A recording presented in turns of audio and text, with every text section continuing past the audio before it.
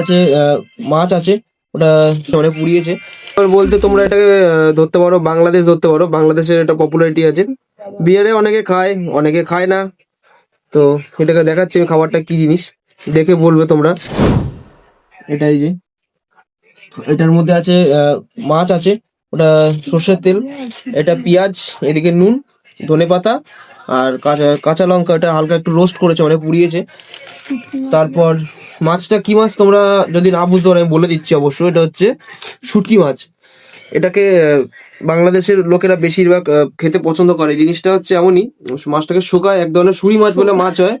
শুঁড়ি মাছটাকে শুকিয়ে রোদের মধ্যে শুকায়, অথবা অনেকে ইলেকট্রিকে শুকায়, নুন দিয়ে শুকায়, যে যেরকমভাবে শুকায় সেটা আমি জানি না প্রসেসটা, জানলে বলবো। কিন্তু এটা শুকানোর পরে মাছটাকে পুরো ড্রাই করে নেয় একদম, তারপরে প্রসেসিং করে মাছটাকে রেখে দেয়। এবার অনেক দিন ধরে মাছটাকে রেখে রেখে খাওয়া যায়। তারপরে মাছটাকে আমরা সাধারণত এরকম ভাবে পোড়াই, পোড়ানোর পরে এটাকে রান্না করে খাওয়া হয়। এটা মানে রান্না করেও খাওয়া হয় অনেকে, আবার অনেকে পুড়িয়ে নেয়, পুড়িয়ে চচ্চড়ি করে, বা যে যেরকম ভাবে খেতে ভালোবাসে সে সেরকম ভাবে খায়, কোনো অসুবিধা নেই। কিন্তু মাছটা খেতে টেস্টি লাগে, যদি মাছটাকে সঠিকভাবে সঠিক তেল মশলা দিয়ে অথবা সঠিক পদ্ধতি রান্না করলে আরো বেটার হবে। তো আমি একবার মাখার সিনটা দেখাবো তোমাদেরকে।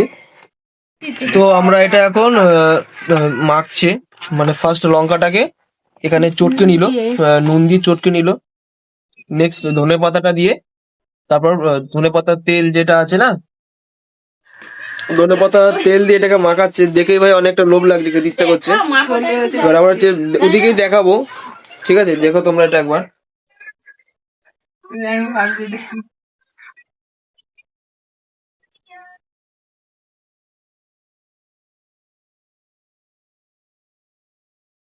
এটা যেটা অ্যাকচুয়ালি ইন্ডিয়ার যে ঘটি বলা হয়, অনেক যে মানে এই দেশি লোকদেরকে ঘটি বলা হয়, তারা যদি এই মাছটাকে দেখে বা এই ধরনের খাবার দেখে না, তারা এই জিনিসটাকে ঘেন্না করে। কিন্তু যার যেটা ভালো লাগে সে সেটা খাবেই, ঘেন্না করুক যা করুক সেটা আমাদের দেখার দরকার নেই। এবার যেখানকার কালচার যেরকম, যেখানকার ফুড যেরকম, আমরা সব জিনিস ট্রাই করে দেখবো। যেটা আগের ভিডিওতে তোমরা দেখেছো অনেক কিছু ট্রাই করে দেখেছি, তো এটাও ট্রাই করতে কিছু যায় আসে না।